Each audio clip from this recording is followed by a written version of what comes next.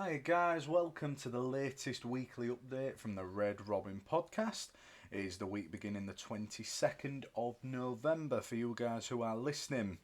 The first thing we're probably going to speak about is the fact that Rovers and Dewsbury Rams have created a dual reg. They've brought that dual reg system back. Obviously, we was partnered with them in 2020, and then the pandemic hit and the championship got delayed and postponed. But this is a great opportunity, I think.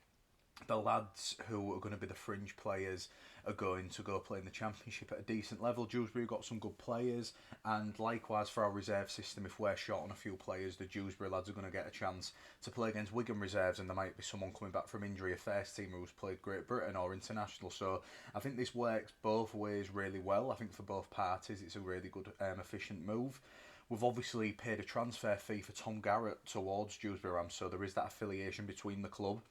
I think Tony Smith said he really gets on with their coach Lee Greenwood, and that's always positive. You know, we need all the friends we can get, because you never know, they might need us or we might need them one day. And obviously we're facing them in a pre-season match on the 21st of Jan, I believe, at the Tetley Stadium, so that'll be a really good occasion. You never know, there might be a few Rovers players playing for Dewsbury or whatever. You don't know what happens in rugby league. It's a funny old game, but we know that Dewsbury and Rovers are going to have a dual reg, so the likes of Will Tate, you've got Dan Okora, these young lads, Connor Moore, Max Kirkbright. They might get a few games. I mentioned it in my blog. I mentioned it on the previous weekly updates.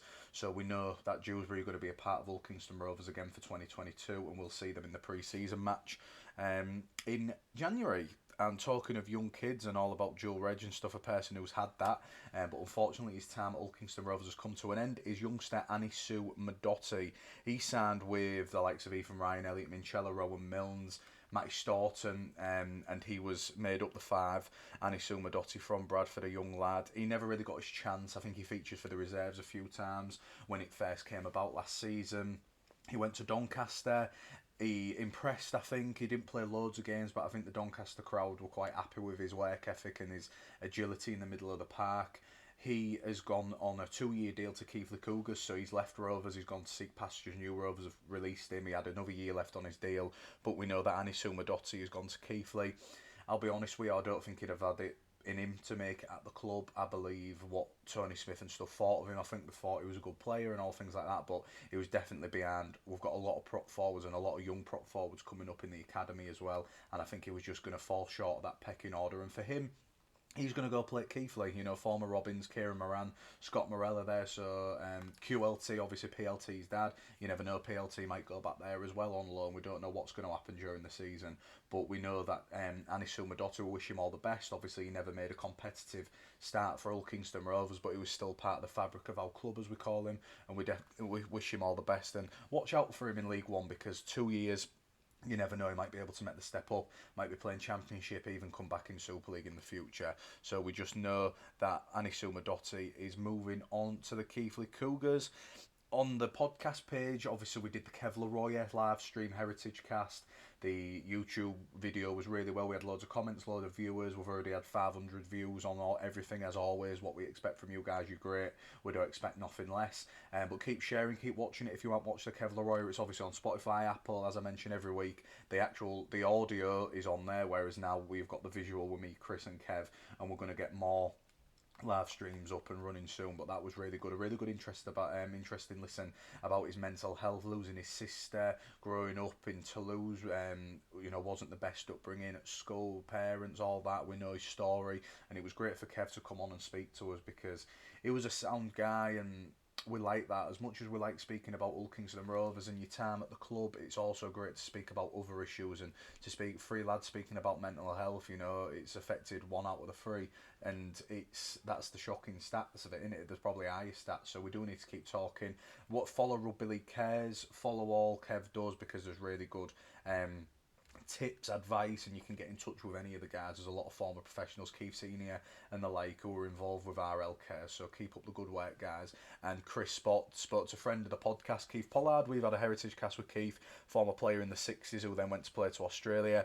Chris caught up with the former Robin as a release of his latest book, same as he did with Chris Berry the other week, so that's on our YouTube page as well. Chris also speaks about the Supporters Trust, the heritage groups, and obviously Rovers in 2021, so that's an interesting listen with Chris and Keith. I couldn't make that, but it was a good listen. I've had a read. I've had a read of his book, a bit of it as well, and he's a Rovers fan, and same as the kid who did the Red and White Dynamite, who does the Robin Strikes Again. We're going to get him on in the next few weeks because he's just publicity in it for Chris Berry, Keith, and the Robin Strikes Again author. I don't know his name. I'll apologise, but that's an interesting read. I'll see. I think I've ordered a copy anyhow, so I'll see if I can get it before the end of the show.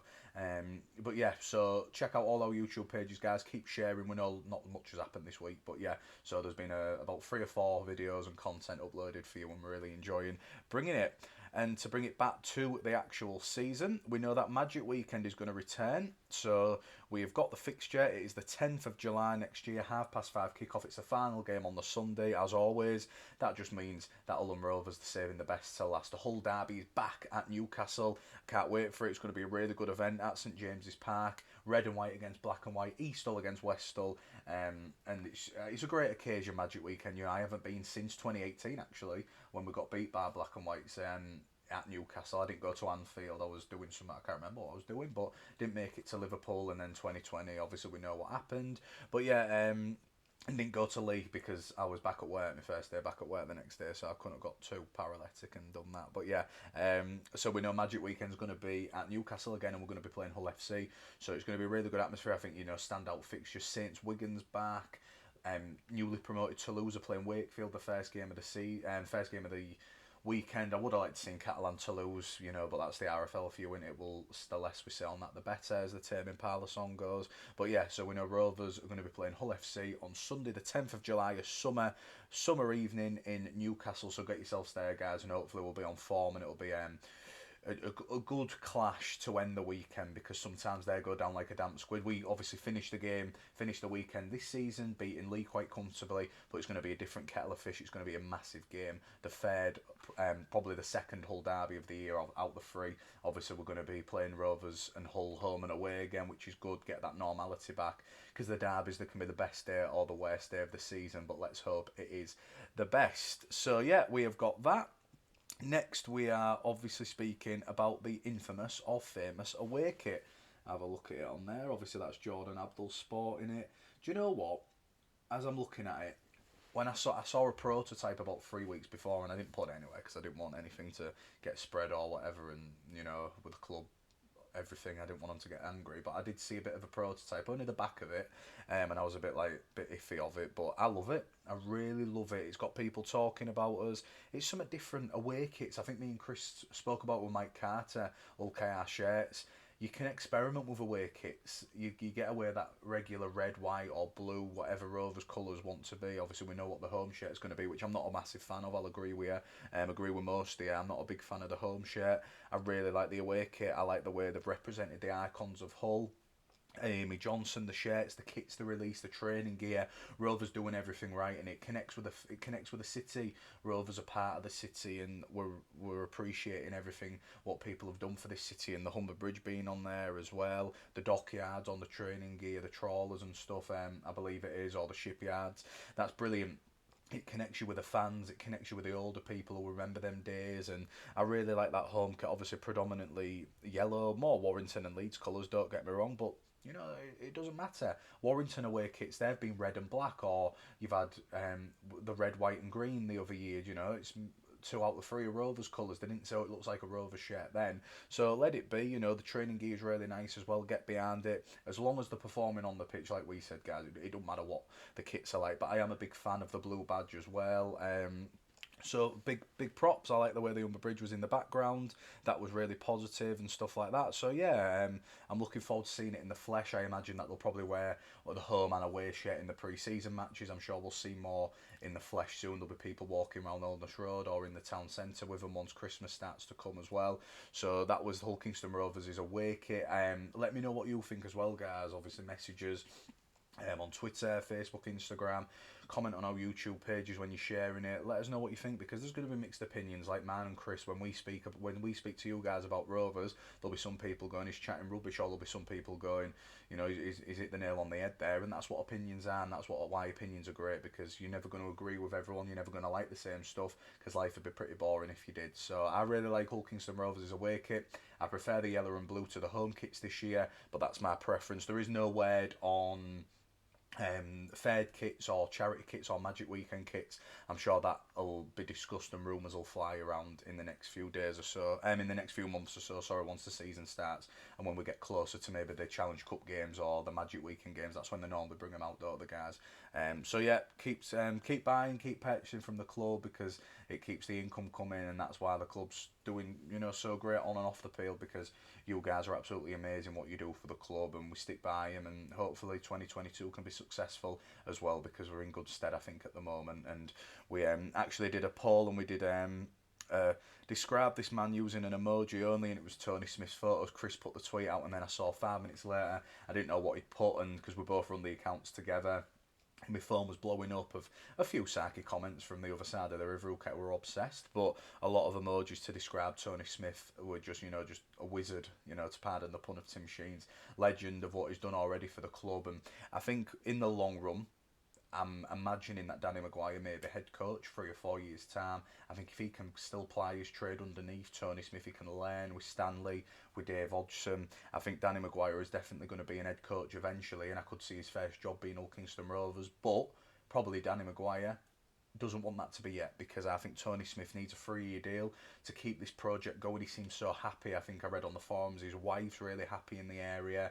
He bikes around the town. He's quite an outgoing character. He's very passionate about the club, and he's doing wonders. He's building his team. Like I said, we might not win anything next year, but hopefully we can still progress, and that's the way Tony Smith's building us.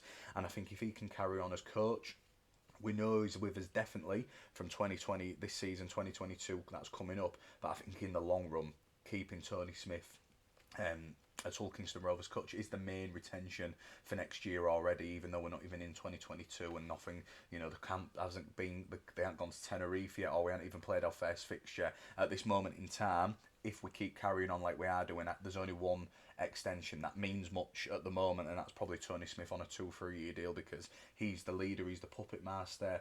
What you see on the pitch, that's his work, and I think I don't know. I just think there's not a better coach out there for Rovers at the minute. Definitely not. And I think if Danny Maguire can stay with, if Magsy and Tony Smith can work for each other, you never know in a few years what he might learn off Smith could change his coaching career in the long run, and what he might learn in the next 3 years might rub off, and that'll be his methods and that'll be his tactics when he's eventually a head coach, which I probably imagine that he will be. So we put about Tony Smith, really positive feedback from you guys. Obviously we knew that, but yeah, so let's hope in the future we get to see him penning an extension and staying in East Hull. And that'll probably, there's one bit of sad news that we're obviously going to talk about. There's no point hiding away from it because the club have announced, and the club are deeply saddened to learn that a 200 club member, Zook Ema, is currently fighting leukemia. The club sends his best wishes and support to Zook and his family. Once a Robin, always a Robin. We saw, I mean, if you obviously for you guys who are on social media, Paul Fletcher put a tweet the other day saying that a friend of his, a former player, has been told there's nothing left and there's not much they can do, and it doesn't like there's going to be, it's not going to be positive news, let's be honest with you guys. And that it's crap, innit? Let's be honest, there's no point sugarcoating it. The fact that someone can be so healthy and be so full of life. James O'Brien, the old Daily Mail reporter, said he interviewed him last year and he was at the grounds over the past few years. And then to go from that to that in the space of a year, it's shocking, and it just really it hits home. What people say this all the time, don't they? It hits home, and it's made me, it's moving. I'm going to appreciate life, but I think you really do when you look at someone who's been so close to the club and someone who I've never seen Zook Ema play. Obviously, not my generation, but for you guys who have seen him over 200 appearances, stalwart forward, real skillful, really good defence. I've never heard anyone say a bad word about the bloke, and me and Chris and everyone at the Red Robin, the Red Robin army, there's only me and Chris at the podcast, but for everyone, we wish Zook and his family just a bit of comfort, and just keep him in your prayers and think about him, because obviously he's done a lot for the club, and now it's time to rally around him, and whatever happens, we'll be there for his family and his friends and his former players, because that's what happens in life, and that's what happens in Hull Kingston Rovers. So a bit of a sad note to end on, but we do wish Zook all the best, and let's hope we hear some clarity soon, because it hasn't been the nicest day of Hull Kingston Rovers to learn that, because you see that all the time, and when it's something to do with your club, it definitely hits home.